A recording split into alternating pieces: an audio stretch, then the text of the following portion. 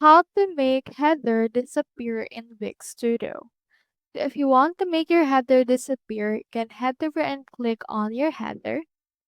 Then click onto this Open Inspector icon that we can see right there.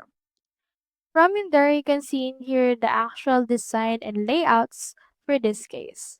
So for this, what we can do is we can choose in here the overlap and choose in here the next section option.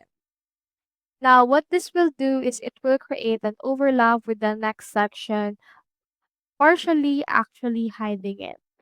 So you should be able to see what it will be overlapped with, as well as a pattern overlay, the layout, padding, and the likes. You can choose in here what you want, but for the responsive behavior, you can also choose in here the scaling, as well as the scroll effect. Make sure that it's under the disappear option as well. In that way, it will actually disappear onto your actual Wix Studio site.